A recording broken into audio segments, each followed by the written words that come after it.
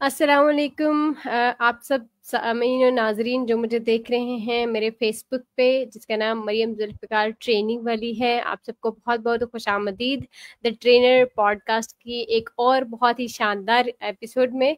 आप सब इसी इंटरव्यू को रिकॉर्डेड सेशन में सुन सकते हैं मेरे यूट्यूब चैनल पे मरियम जुल्फ़िकार ट्रेनिंग वाली के नाम से, और मेरे लिंक्डइन पे मरियम जुल्फ़िकार ट्रेनिंग वाली के नाम से। मेरा नाम मरियम जुल्फ़िकार ट्रेनिंग वाली है। रेहान स्कूल ऑनलाइन एकेडमी में बतौर वाइस प्रिंसिपल काम कर रही हूँ। रेहान एआई टीचर्स इंस्टीट्यूट में भी बतौर लीड फैसिलिटेटर काम कर रही हूँ, और इसके अलावा रेहान स्कूल गोल्डन क्लब, हमारा जो सीनियर सिटीजन का था, उसमें भी मैंने बतौर फैसिलिटेटर काम किया 5 महीने के लिए।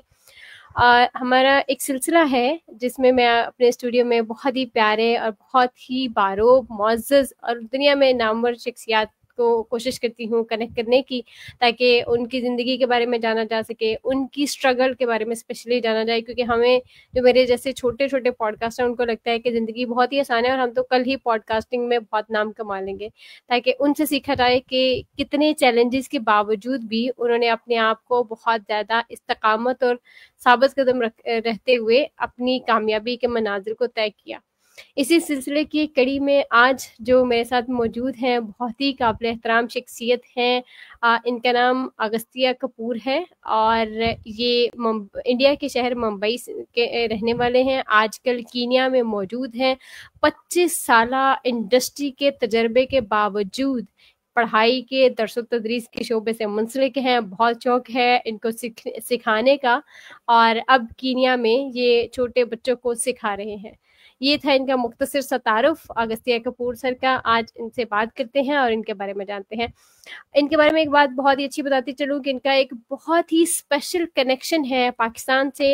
इनके वालिद मोहतरम जो हैं वो लाहौर के रहने वाले थे। वालिदा जो थी वो इनकी सियालकोट के शहर की रहने वाली थी, और इनका अपना ताल्लुक आबाओ अजदाद का पाकिस्तान के शहर चिन्योट से है, जहाँ पे इनकी एक पूरी बस्ती है जिसका पूरा नाम ही ये हमें बताएंगे, जो कि मैं भूल गई। तो हम इनसे सुनते हैं अब कहानी इन्हीं की ज़बानी। अस्सलाम वालेकुम अगस्तिया कपूर साहब, कैसे हैं आप और क्या हाल चाल है आपके? वालेकुम अस्सलाम। मैं नमस्ते, हेलो। बहुत बहुत आपका शुक्रिया कि आपने मुझे यहाँ शिरकत करने बुलाया। मैं बहुत ही छोटा और मामूली आदमी हूँ। आपने तो बड़ी ज़्यादा ही मेरी तारीफ कर दी। ऐसा कुछ भी नहीं है। नहीं, ये तो तारीफ ही नहीं, ये तो सारे तो काम हैं जो आप कर चुके हैं और कर रहे हैं। तो मैंने अभी सिर्फ काम बताए, तारीफ तो मैंने आपकी की नहीं कोई। आय हाय, क्या बात है। जी, तो मेरा अच्छा। नाम अगस्त्य कपूर है, डॉक्टर अगस्त्य कपूर है ऑफिशियली आजकल। और हम्म।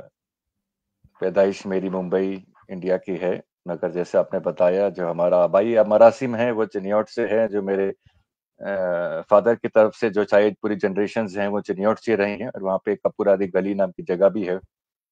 और मेरे वालिद वहाँ पैदा भी हुए थे, फिर लाहौर आ गए क्योंकि मेरे ग्रैंडफादर, लाहौर में एक कंपनी थी मुकुंद आयरन एंड स्टील, जो बदामी बाग हम्म। में हुआ करती थी पार्टीशन के पहले। हम्म।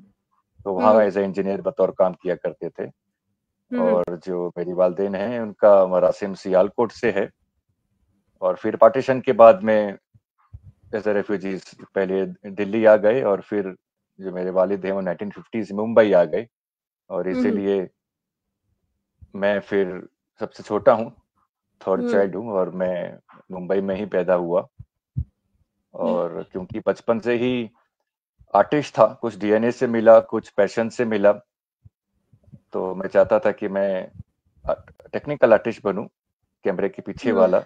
और ऑब्वियसली क्योंकि हम्म। कपूर हूं तो यूजुअली कपूर फिल्म इंडस्ट्री में ही घुस जाते हैं। तो मैं भी अपने ग्रेजुएशन के बाद में कंप्यूटर ग्राफिक्स सीखा, मैंने एनिमेशन सीखा, और फिर मैंने अगले 25 साल फिल्म इंडस्ट्री की सेवा की as hmm. A computer artist, visual artist, designer, as a creative hmm. Director, supervisor जो भी कह सकते हैं।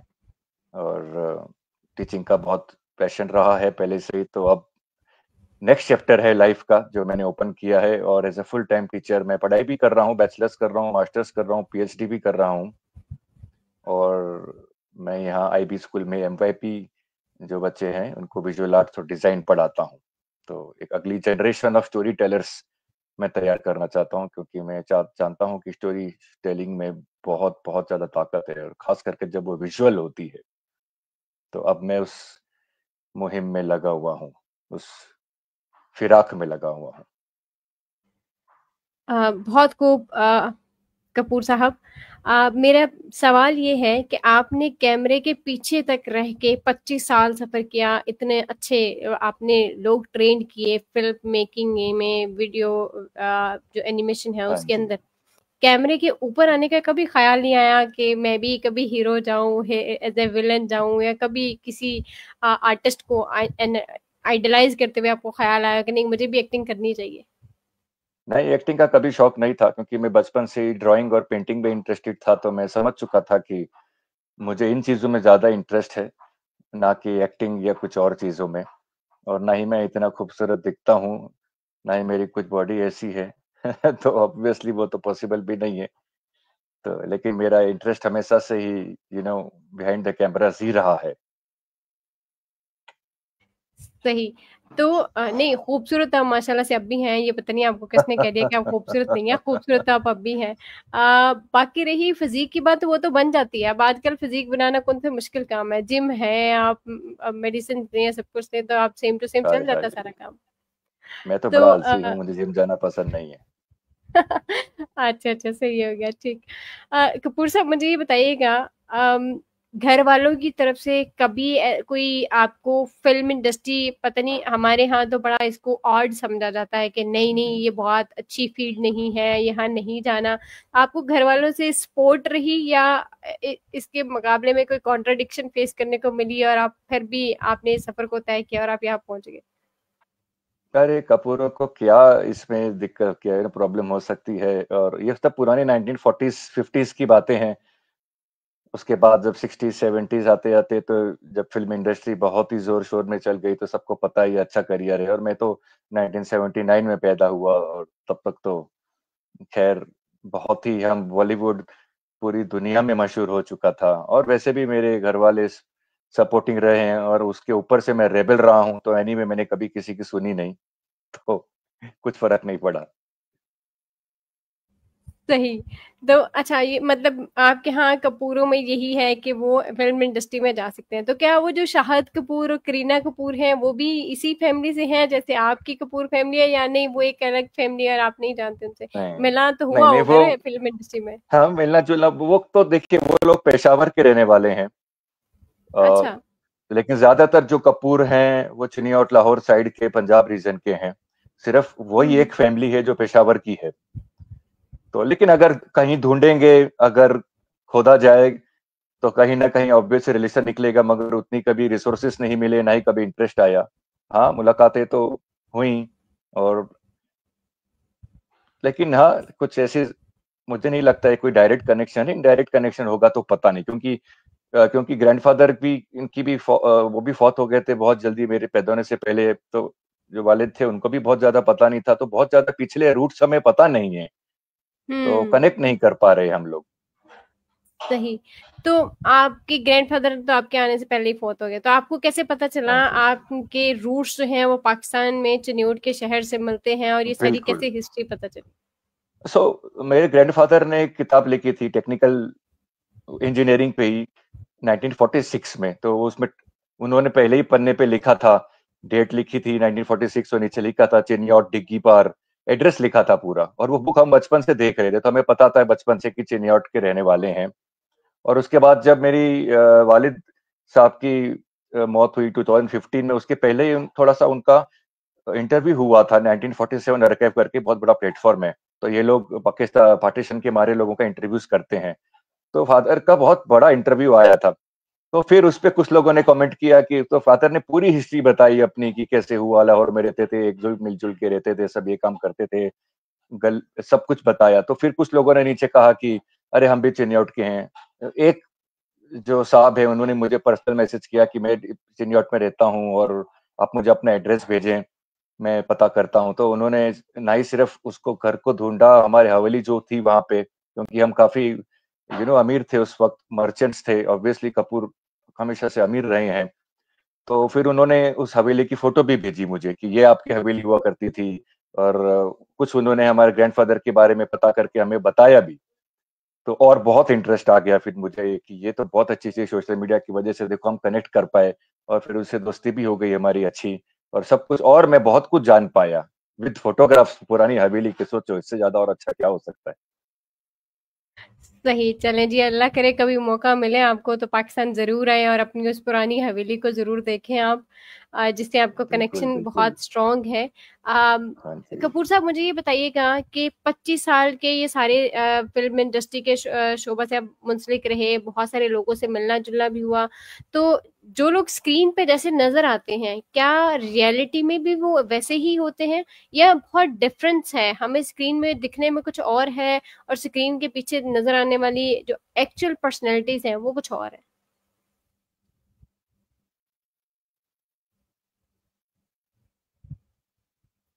ओहो, आई थिंक कपूर साहब का इंटरनेट लैग कर गया।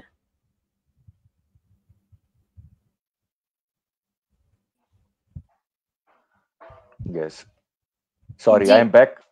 थोड़ा जी जी रिमोट बिल्कुल। में रहता हूँ मैं, तो थोड़ा नेटवर्क इश्यूज हो जाता है, लेकिन अब ठीक है, जी जी, अब नहीं कोई होगा। बात नहीं। मैंने सवाल ये पूछा था आपसे कि जो हमें ऑन स्क्रीन जो जिस तरह के कैरेक्टर्स और ये मूवीज और ये सारी चीजें नजर आती हैं, वो सब कैरेक्टर जो हमारे बॉलीवुड के स्टार्स परफॉर्म करते नजर आते हैं, आप तो फिजिकली उनसे मिलते रहे, बल्कि उनकी संगत में भी बिल्कुल काफी अरसा रहे और सब कुछ किया, बिल्कुल। तो क्या हमें जो स्क्रीन पे नजर आने वाली शख्सियात हैं, क्या वो असल में भी या अपनी जाती जिंदगी में भी ऐसे हैं, या बहुत मुख्तलिफ होते हैं इंसान और स्क्रीन पे हमें ये सब कुछ एज एक्टिंग ही करना पड़ता है? हाँ जी, बहुत ही मुख्तलिफ लोग होते हैं, जो सच में जैसे होते हैं वैसे ही होते हैं।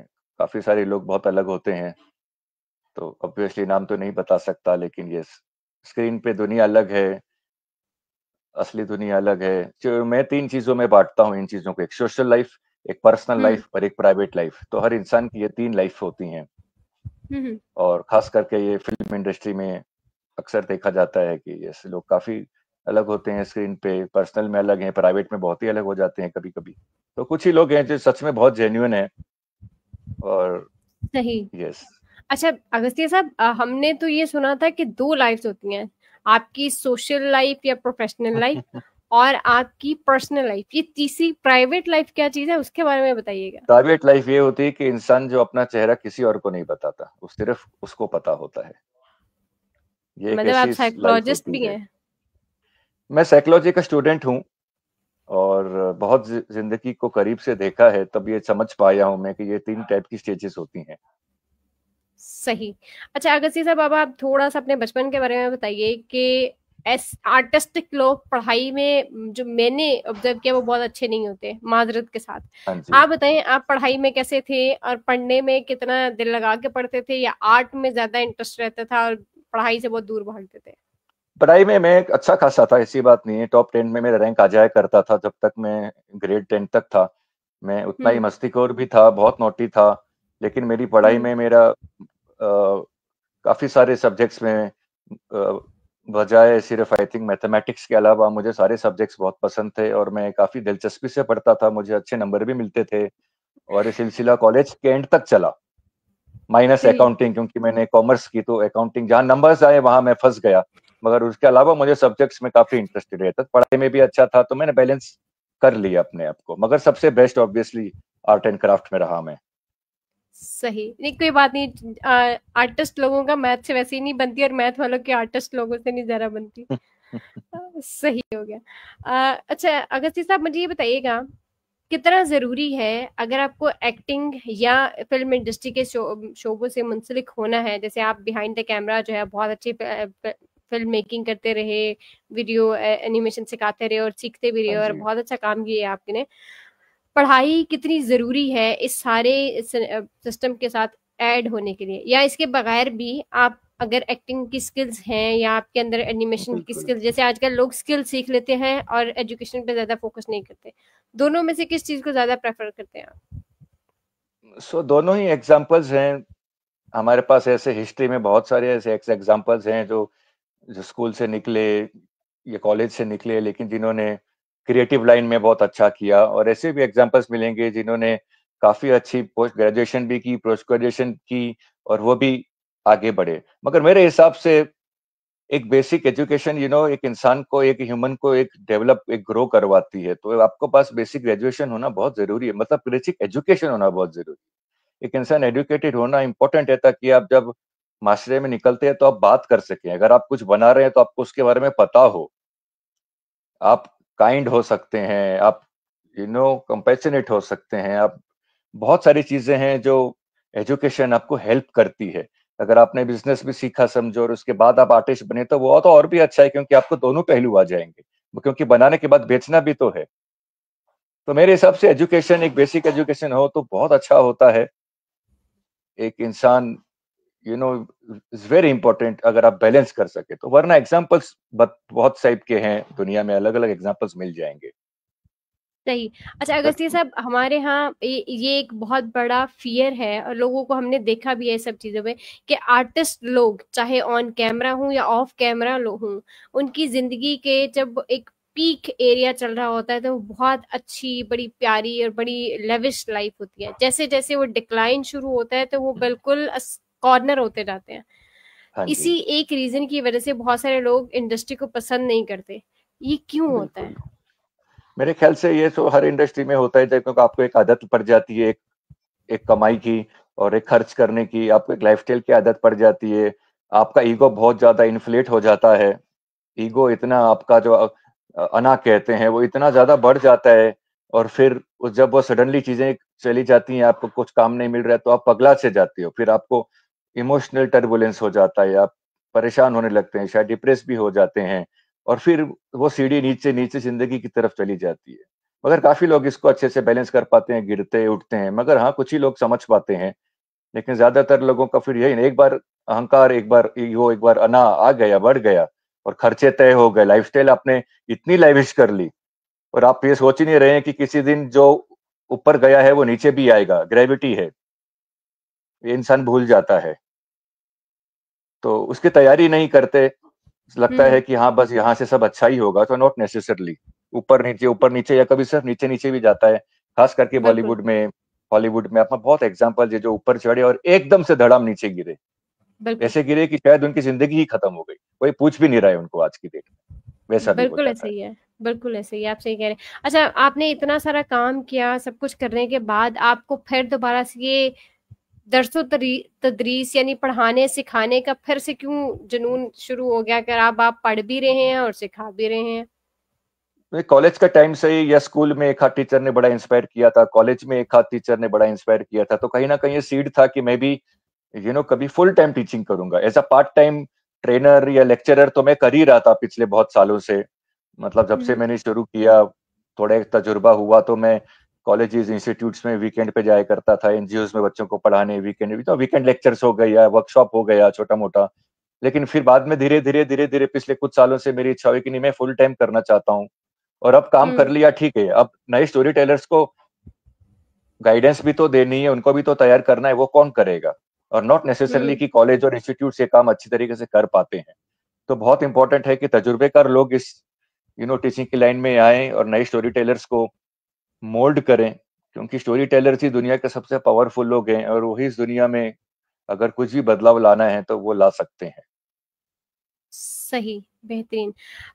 कपूर सर, आपसे पूछा जाए जिंदगी का फलसफा, बहुत करीब से आपने हर चीज को देखा और बहुत सारे लोगों को देखा, क्या समझते हैं जिंदगी के इस फलसफे को 3 चीजों में अगर बयान करें तो? बाप रे, इतना कठिन सवाल, इतना इतना डिफिकल्ट सवाल तो मुझे कभी किसी ने नहीं पूछा है। 3 चीजें कैसे कहूँ?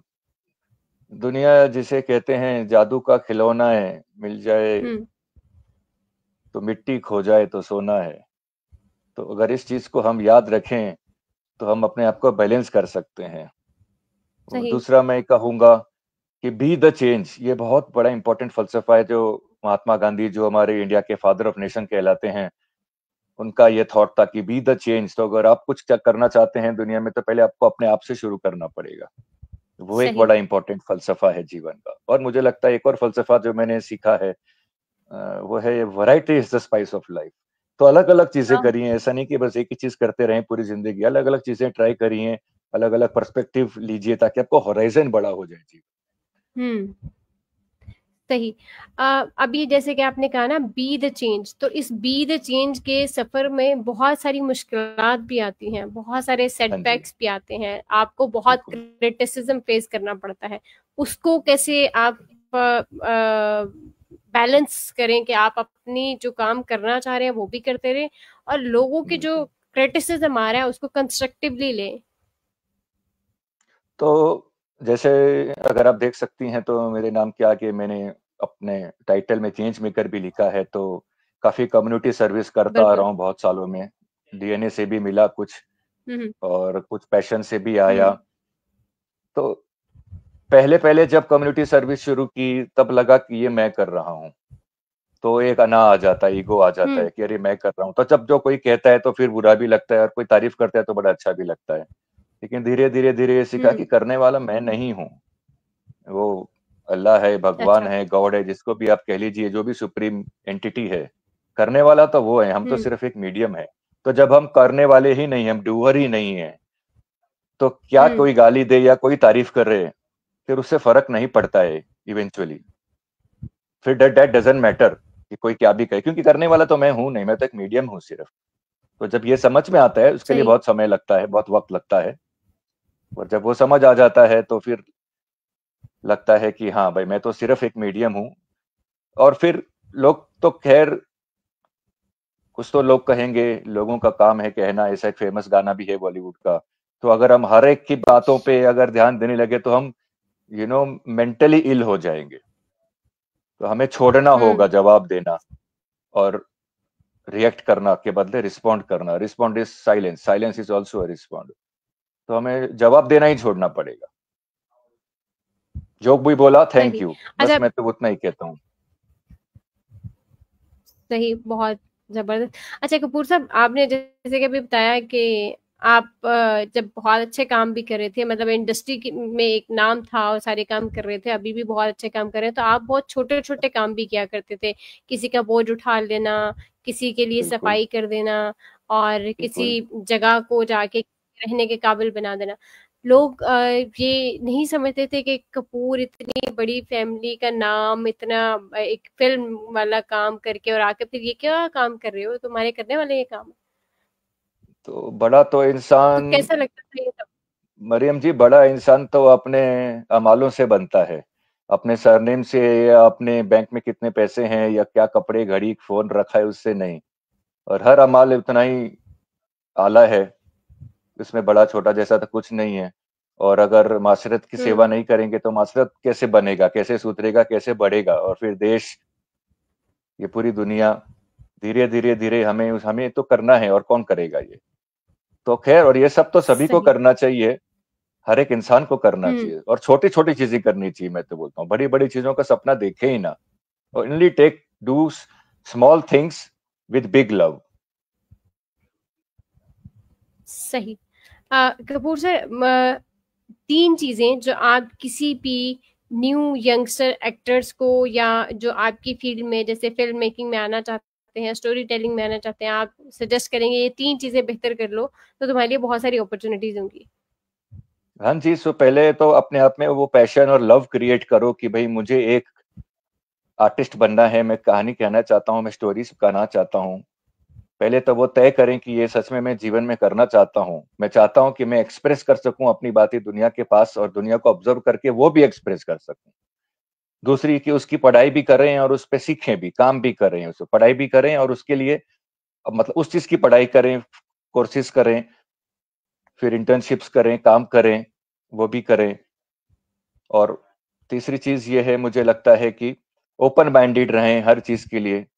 कॉपी ना करें, अपना दिमाग लगाएं और कुछ नया क्रिएट करें। हम्म। आजकल लोग बड़े कॉपी करने में लगे हैं, और एआई आ गया है तो एआई लेके फिल्में बना रहे हैं पूरी। तो हाँ। अपना दिमाग लगाएं जो ब्रेन है, वरना वो इसी बेकार हो जाएगी। तो स्टार्ट यूजिंग योर तो ब्रेन्स, आप क्या अपने समझते ओरिजिनल थिंकर्स बने। हैं। तो आप क्या समझते हैं, एआई के आने से क्रिएटिविटी खत्म हो रही है क्या? लोग उस तरह से उतनी क्रिएटिव मूवीज या उतनी क्रिएटिविटी नहीं शो कर रहे जो पहले थी। तो बिल्कुल, अगर एक्चुअली देखा जाए तो अगर हम 1940 से देखें कि जो फिल्में बन रही हैं, चाहे इंडिया में देखें या पाकिस्तान में, दोनों का एग्जांपल देख ले सकते हैं। मैंने तो बहुत देशों की फिल्में देखता हूँ, वर्ल्ड सिनेमा का मैं स्टूडेंट हूँ, तो डिक्लाइन ही हो रही है मोस्टली। कुछ चीजें ये सब कुछ कुछ बहुत कुछ साल की 3-4 फिल्में होती हैं जो अच्छी होती हैं, लेकिन स्टोरी टेलिंग ऐसे बहुत डिक्लाइन हो रहा है। लोग 10 फिल्में देखते हैं, उसको मिक्स करके एक फिल्म बना लेते हैं, तो ओरिजिनल थिंकिंग खत्म हो रही है। एआई इज हेल्पिंग, लेकिन उसी को पूरा आप उसमें डिपेंड नहीं हो सकते, वो आपकी हेल्प के लिए है, उसको आप अपना मास्टर नहीं बना सकते। तो वो आपकी हेल्प के लिए हो सकता है, चीजों को इजी करने के लिए, लेकिन उस पर आप लोग अभी स्टोरी लिख रहे हैं एआई के थ्रू, तो आपके ओरिजिनल थिंकिंग कहाँ है? और इसलिए हम देख रहे हैं कि स्टोरी टेलिंग का दर्जा भी गिर रहा है धीरे धीरे, गानों का दर्जा, लिरिक्स का दर्जा जनरली गिर रहा है। बहुत कम ऐसी स्टोरीज, फिल्में या कुछ ऐसे गाने आजकल दिखाई दे रहे हैं, या ऐसी पेंटिंग्स या ऐसे चीजें आप देखोगे जो पीस ऑफ विजुअल आर्ट्स हैं या परफॉर्मिंग आर्ट्स हैं, वो सडनली कुछ कुछ लगता है कि हाँ चलो ये फिल्म या ये कुछ अच्छा बना। जनरली इतनी मजा नहीं आ रहा है आजकल, क्योंकि लोग ओरिजिनल थिंकिंग को भूलते जा रहे हैं, कॉपी बहुत कर रहे हैं, और उसमें फिर मजा नहीं है। सही, सही, बिल्कुल सही कह रहे हैं आप। डॉक्टर अगस्त्य कपूर, बताइएगा, ज़िंदगी में आपने माशाल्लाह इतने अच्छे काम किए, इतना सारा कुछ किया और अभी भी कर रहे हैं।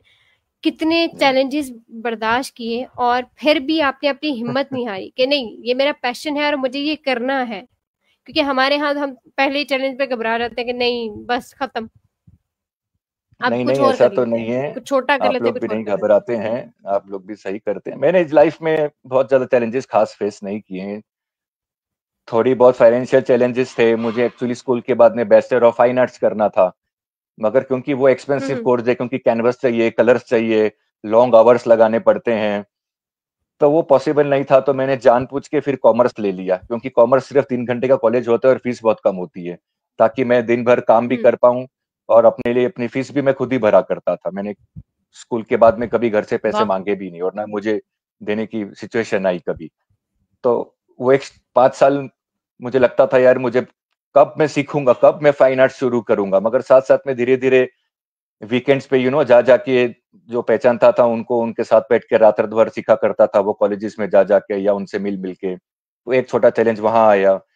उसके बाद फिर स्टार्ट जॉब ढूंढने के लिए बड़ी चैलेंजेस आए, क्योंकि एनिमेशन तभी इंडिया में जस्ट 3D एनिमेशन जिसे कहते हैं, जस्ट शुरू हुआ था इंडिया में, तो लोगों को इतनी उसकी जरूरत महसूस नहीं हुई थी, तो जॉब्स देने के लिए लोग रेडी नहीं थे, तो बहुत धक्के धक्के खाए, ऑफिस स्टूडियो स्टूडियो, फिर मुश्किल से जॉब मिली।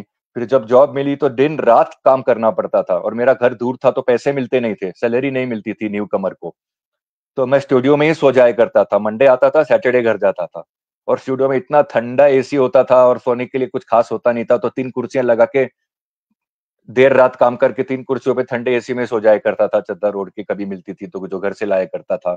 कुछ महीनों बाद थोड़ी सी एक सैलरी शुरू हुई, तो थोड़ा बहुत काम हुआ। फिर उसके बाद में वही दिन रात का लॉन्ग आवर्स बहुत होते थे, तो यस काफी परेशानी होती थी, फिजिकल प्रॉब्लम भी होती थी, मगर ठीक है, तब यंग था तो हो जाया करता था। मगर 30 के बाद में फिर बॉडी भी सपोर्ट नहीं करने लगी, फिर मैं तंग भी आ गया। फिर मैंने 4 साल का सेबेटिकल ले लिया, सेबेटिकल यानी एक छुट्टी लंबी, और मैं सोचा कि नहीं चलो अब मैं जरा थोड़ा स्पिरिचुअल जर्नी में जाऊं। और 4 साल ऑब्वियसली मुझे पता था मेरी कोई पर्सनल इनकम नहीं होगी, तो जो थोड़ी बहुत सेविंग्स थी उसी पे सर्वाइव करना था, और शादी भी हो चुकी थी, वाइफ सपोर्टिव थी ऑब्वियसली, तो कर पाया मैं। और उस दौरान मैंने बहुत सारी कम्युनिटी सर्विस की, एनजीओ के साथ काम किया, बहुत सारा इंडिया में मैंने ट्रेवल किया, अलग अलग कम्युनिटीज के साथ में काम किया, किताबें पढ़ी, कुरान, वेद, उपनिषद, गीता, बाइबल वगैरह, अलग अलग स्पिरिचुअल रिट्रीट्स अटेंड किए, बहुत सारी वॉकिंग पिलग्रिमेजेस की बिना पैसों की, 20-20 दिन, 25-25 दिन। तो वो भी एक स्ट्रगल रहा। फिर उसके बाद जब मैं वापस आया, पैसे खत्म हो गए, फिर नई तरीके से फिर जॉब ढूंढना, फिर वही स्ट्रगल कि आप 4 साल किधर थे, क्या कर रहे थे, रेज्यूम पे वो नहीं है, फिर लोगों को प्रॉब्लम, फिर नया जॉब ढूंढो। फिर वापस हिसाब से फिर मैंने सोचा कि इंडिपेंडेंट कुछ मैं अपना काम करता हूँ एज ए क्रिएटिव डायरेक्टर, फिर कुछ चीजें छोटी मोटी शुरू की। उसके बाद फिर टीचिंग करने का सोचा, फिर ब्रेक लिया, फिर नो पर्सनल इनकम, फिर पढ़ाई शुरू की, उसमें फीस भी लगती है, ऑनलाइन है ऑब्वियसली, लेकिन फीस लगती है, पर्सनल इनकम नहीं है, तो वापस चैलेंज। तो 46 का हूं तो चैलेंजेस चलते ही आ रहे हैं। और वो सब के बीच में जो शादी के पहले दो लव अफेयर्स हुए जिन्होंने मेरा बुरी तरह दिल तोड़ा, डिप्रेशन जैसी स्टेजेस में आ ओह। गया मैं, वो अलग चैलेंजेस थे। कुछ नशों की आदत लग सही गई सही थी सही। क्योंकि संगत की वजह से कॉलेज में, उस कॉलेज के बाद प्रोफेशनल लाइफ में कुछ बुरी आदतें पड़ गई थी, उनसे जूझा, उनसे थोड़ा बहुत बाहर निकला। तो अच्छे बुरे चैलेंजेस और स्ट्रगल्स चलते ही रहे, बिल्कुल। सही। अच्छा, फिर इस फिर सारे पेरेंट्स की भी डेथ हो गई, आपके सॉरी, पेरेंट्स की, ये इंपॉर्टेंट बताना है, पेरेंट्स बीमार रहे, पेरेंट्स की डेथ हो गई। उनके साथ में हम्म। वो दोनों एक साथ ही बीमार हुए लगभग, और एक ही साथ हॉस्पिटल में थे। उनके साथ ऑलमोस्ट 2 महीने रोज उनके साथ, रोज उनको मरता हुआ देखा, और 20 दिन ओ, के डिफरेंस में उनकी डेथ हो गई। और इससे बड़ा मुझे नहीं लगता है कोई चैलेंज मैंने फेस किया, अपने माँ बाप को रोज मरता हुआ देखना। बेशक बेशक। कभी भी अल्लाह ऐसे हम पे या हमारे प्यारों पे ऐसा कोई वक्त ना लाए जिसमें हमें ये बर्दाश्त करना पड़े। अ, अगर से सर, अभी तक आपने जितने भी सेटबैक्स फेस किए उसके बावजूद आप एक कम बहुत अच्छे तरीके से कम बैक कर लेते थे और चीजों को करते रहे। हाँ जी, इस सारे में बिल्कुल। कोई ऐसा इंसान, कोई ऐसे लोग तो आपके साथ होंगे जिन्होंने अपने आपको सपोर्ट किया, और उन उन हाँ जी, लोगों को, उन रिश्तों को क्या नाम देते हैं आप? क्या इस सब में कोई दोस्त थे, कोई ऐसा जिसके साथ आप हर बात शेयर कर लेते थे, या ऐसी मुश्किलात में कुछ लोगों का आपके साथ होना बहुत जरूरी होता है? बिल्कुल। सो एक तो बहुत खास फ्रेंड्स बने, जो जिन्होंने, जिनसे सब बात शेयर की, और फिर जिन्होंने हेल्प की। उसके बाद जब प्रोफेशनल लाइफ में आए, जो अच्छे बॉस बॉस जो नहीं थे, जो एक अच्छे लीडर बने, उन्होंने काफी सपोर्ट किया। उसके बाद जो मेरी वाइफ है, वो मेरी लाइफ में आई बहुत पहले एज अ फ्रेंड, तो उसने बहुत सारा सपोर्ट दिया। और पहले क्या होता था कि साइकोलॉजिस्ट और साइकेट्रिस्ट का दौर नहीं था बहुत ज्यादा इंडिया में और दुनिया में भी, तो लोग जाते नहीं थे। लेकिन अब कुछ सालों से, या काफी सालों से जब वो आ गए, तो मुझे कुछ साइकोलॉजिस्ट ने, जो काउंसलर्स, मेरे काउंसलिंग शुरू की, थेरेपी शुरू की, तो उनसे भी बड़ी मदद मिली मुझे। तो हर स्टेज में कभी फ्रेंड्स रहे वो, कभी गर्लफ्रेंड्स रहीं, कभी वाइफ रहीं, कभी मेरे लीडर्स जो बॉसेस रहे, कभी कुछ स्ट्रेंजर से सीखने मिल गया, कभी ये मेरे थेरेपिस्ट काउंसलर्स रहे, या कभी कुछ वीडियोस देख के यूट्यूब पे, या किसी ऐसी शख्सियत से मिलके जो जिन्होंने बहुत कुछ सीखा है जिंदगी में, उनसे एक आध बार मिलके आधा घंटा बात करके सीखा। तो ऐसे बहुत सारे लोग होते हैं जो आपको जरूरी होते हैं अपने लाइफ में रखने के लिए। ये एक टूल किट होता है, जैसे मैकेनिक का, डॉक्टर का टूल किट है। तो एक हर इंसान का भी एक ह्यूमन टूल किट होने चाहिए, जिसमें अलग अलग टाइप के रिश्ते हों, और फैमिली हो तो सबसे अच्छा है। हालांकि मेरे फैमिली के साथ में बहुत ज्यादा कनेक्शन पहले से नहीं रहा है, मगर मेरे बड़े ब्रदर कुछ सालों से, उनसे जब रिकनेक्ट हो गया, तो उनका भी काफी सपोर्ट रहा, क्योंकि मैं रेबेल रहा हूं, तो मेरा कभी किसी से ज्यादा जमता नहीं था। तो ऐसे अलग अलग टाइम पे, अलग अलग दौर में अलग अलग लोग आए।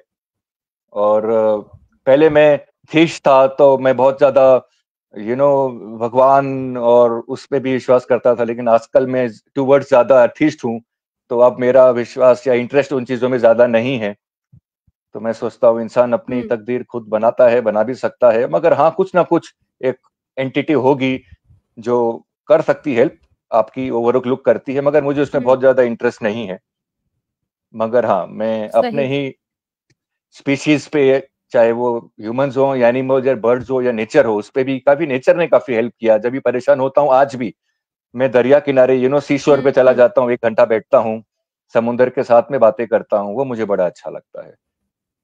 जंगल में चला जाता हूँ, सही। नेचर भी हेल्प करता है।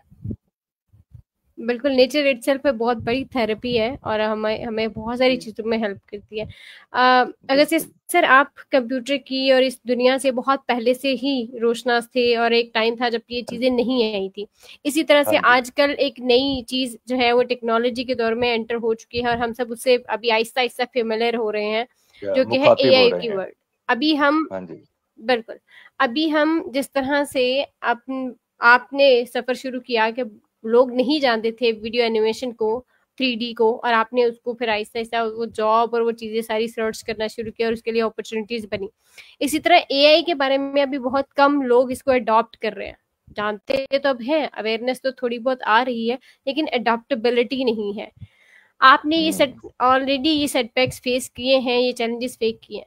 आपको क्या लगता है कि अगर वो दौर और इस दौर को कंपेयर किया जाए तो क्या challenges almost same to same हैं? सॉल्यूशंस क्या हैं इनके? ओके, तो सबसे पहली बात, हजरत और नाजरीन जो मुझे सुन रहे हैं, जो आपके व्यूअर्स हैं, सबसे पहली बात आप जाने, एआई कोई नई चीज नहीं है। और हम जिस एआई की बात करते हैं वो है जनरेटिव एआई। एआई जब कैलकुलेटर आया था तब वो भी एआई ही था, राइट? क्योंकि वो ऑटोमेटिकली आपको चीजें करके दे रहा था। जब टेलीविजन आया वो भी एआई था। और 1950s में आईबीएम नाम की कंपनी ने ऑलरेडी जनरेटिव एआई पे काम करना शुरू कर दिया था। उसके बाद में कंप्यूटर आया, वो भी तो एआई ही है, तो कुछ नया नहीं है। आप ईमेल्स में जो आप फिल्टर लगाते हैं स्पैम फोल्डर में जाने के लिए ऑटोमेटिकली, वो एक नॉन जनरेटिव एआई का ऑलरेडी एग्जांपल है जो सालों से चल रहा है। अब जो दौर आया है वो है जनरेटिव एआई का, जिससे आप इमेजेस बना रहे हैं, टेक्स्ट से वॉइस बना रहे हैं, वीडियोस भी बना रहे हैं। छोटा सा एक पार्ट है जो अभी नया है, बाकी चीजें तो बहुत सालों से चलती आई। तो प्लीज ये समझे, जनरेटिव एआई भी पुराना है, मगर अभी जो आया है कि इमेज से टेक्स्ट, इमेज से वीडियो, इमेज से ऑडियो, वीडियो इमेज को चेंज कर देना, कुछ भी कर देना, वो सिर्फ, या चैट जीपीटी जस्ट 2-3 साल पहले, सिर्फ वो एक छोटा सा हिस्सा है जो अभी नया है।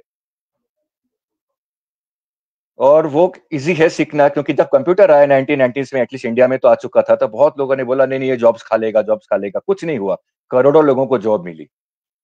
तो एआई भी आपका कुछ खाएगा नहीं, आपको सीखना पड़ेगा। आप एआई नहीं सीखोगे तो आउट हो जाओगे आपको, क्योंकि वो आपकी हेल्प के लिए आया है और हर दौर के साथ में आपको बदलना होगा।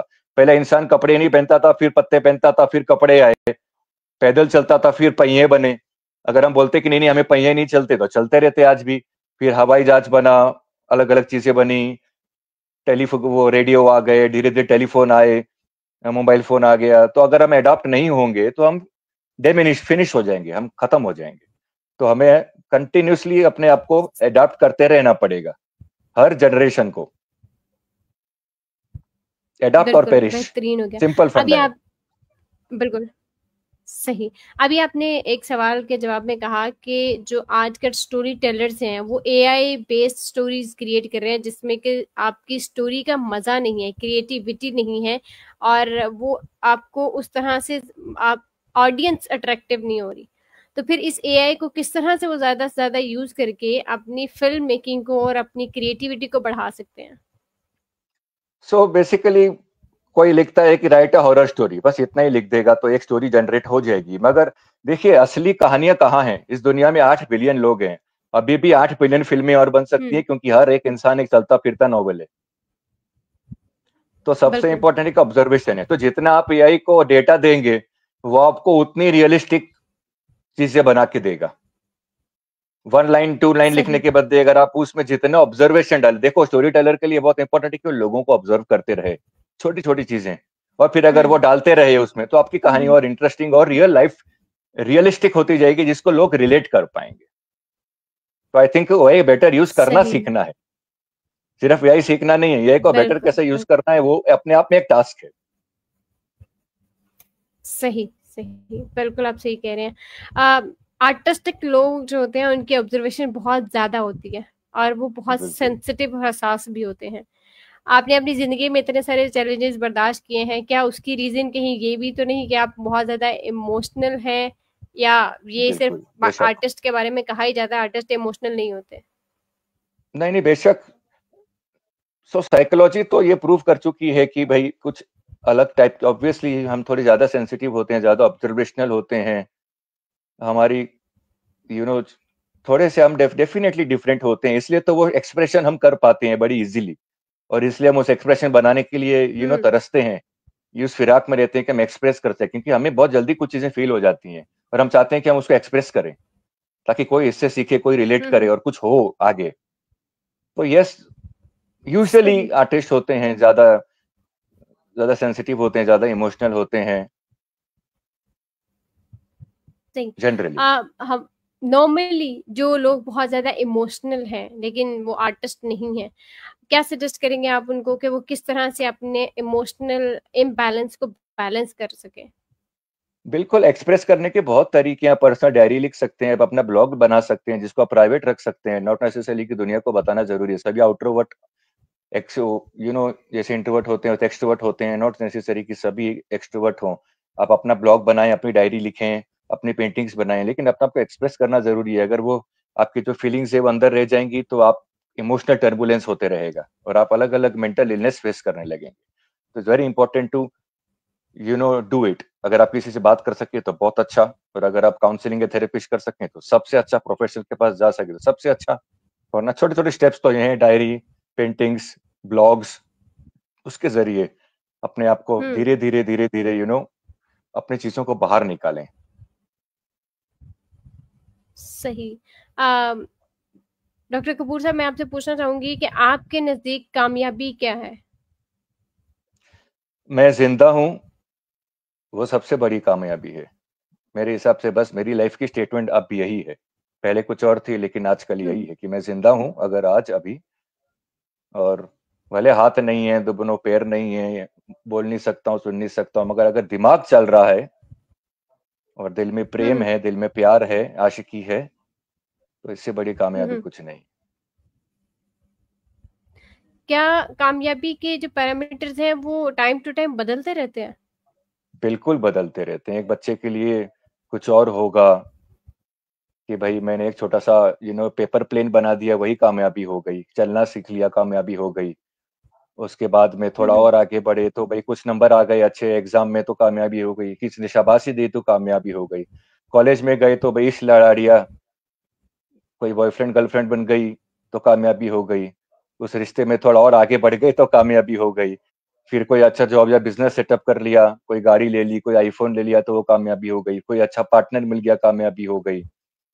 फिर धीरे धीरे आ गया कि यार सुकून मिल जाए तो कामयाबी हो गई। फिर सोचा कि यार हम्म। बहुत कुछ, बहुत सारा दौलत कमा ली जाए तो चलो कामयाबी हो गई।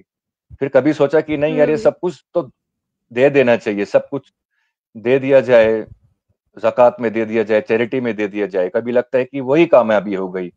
कभी फकीर बन जाए, सब छोड़ के फकीर बन जाऊं, वो भी कामयाबी हो गई। तो हर एक स्टेज पे सही। लाइफ की कामयाबी के मतलब अलग है। सही। अभी तक आपने जितनी भी नाकामियां या जितने भी सेटबैक्स बर्दाश्त किए, क्या सीखा आपने उनसे? आप हमें 3 लेसन अगर देना चाहें ताकि हम उनसे अरे, सीख सकें कि हमें क्या कुछ करना है अगर हम ये चैलेंजेस बर्दाश्त करें। ये 3 का क्या फिगर है? हर बार मुझे 3-3 चीजें मांग लेती हैं मुझसे। इसलिए क्योंकि 3 ये होता है कि हो सकता है आपका कोई एक सिनेरियो मेरे लिए अच्छा हो सकता है कोई दूसरा किसी और के लिए हो सकता है तीसरा किसी और के लिए हो। तो फिर से सवाल जरा पूछिए, मैं थोड़ा सा लॉस्ट हो गया था। क्या था वो जी। सवाल? आपके 3 ऐसी। जितने सेटबैक्स आपने आपने जितने भी चैलेंजेस बर्दाश्त किए अपनी जिंदगी में, हम्म उनको अगर 3 जुमलों में आप बताना चाहें कि ये 3 लेसन हैं जो मैंने सीखे हैं। तो देखिए, पहला लेसन तो ये सीखा है मैंने कि ऑलमोस्ट नथिंग इज इम्पॉसिबल। हाँ, अब बोले मुझे यहाँ से चांद पे जाना है तो वो पॉसिबल नहीं है, लेकिन उसके अलावा हर चीज हम्म। पॉसिबल है। तो वो ये कभी ना सोचें हम्म। कि मैं ये नहीं कर सकता या कर सकती। आप सब कुछ कर सकते हैं। हाँ, थोड़ा वक्त लगेगा, थोड़ी आपको सपोर्ट लगेगी कुछ लोगों से या इस पूरी कायनात से, लेकिन वो पॉसिबल है। समय लगता है, कंसिस्टेंट रहना पड़ेगा, पेशेंस रहना पड़ेगा, तो वो हो सकता है। दूसरा लेसन ये है कि यस, गिव अप ना करें कभी भी। और ये ना सोचें कि, और हम्म। अगर गिव अप करना भी चाहो तो फिर कुछ और ट्राई जरूर करो। ऐसा नहीं कि बस ये नहीं हो गया तो बैठ गया, नहीं, हम्म। कुछ और ट्राई करो। ये नहीं तो कुछ और, ये नहीं तो कुछ और, मजीद ट्राई हम्म। करते रहें कुछ ना बिल्कुल। कुछ। और तीसरा ये रहेगा कि अगर सही। कुछ भी ऐसा हो रहा है तो आप हेल्प मांगे। और चाहे फैमिलियों से हो या यारों दोस्तों से हो, और जितना हो सके प्रोफेशनल से, जो सच में ट्रेंड हैं, जो सही। डॉक्टर्स हैं, या जो एंटरप्रेन्योर्स हैं, या जो उस फील्ड के महारथी हैं, जो ऑलरेडी सक्सेसफुल लोग हैं, उनसे पास कैसे भी कनेक्ट कर रहे हैं, उनसे गाइडेंस लें, हेल्प मांगे। सोशल मीडिया पे टाइम वेस्ट ना करें, और मिस इन्फॉर्मेशन और ये कर दिया वो कर दिया वो सब छोड़ें, और प्रोफेशनल्स के पास जाए जो ट्रेंड है और जो सर्टिफाइड है, या सही। जिन्होंने उस चीज में एक महारत हासिल की है। बेहतरीन एक सवाल है मेरा आपसे। हम आजकल टिकटॉक के बारे में आप भी जानते होंगे, सब उसको बहुत यूज करते हैं। टिकटॉकर्स भी अपने आप को आर्टिस्ट बोलते हैं। आपकी नजर में क्या वो कोई भी टिकटॉकर, आप किसी एक के बारे में भी बात कर लें, मैं स्पेसिफिकली नहीं कह रही, क्या टिकटॉकर्स में टिकटॉक तो आर्टिस्टिक इंडिया में चीजें बैन हो नजर गया आती कुछ हैं सालों या नहीं? पहले।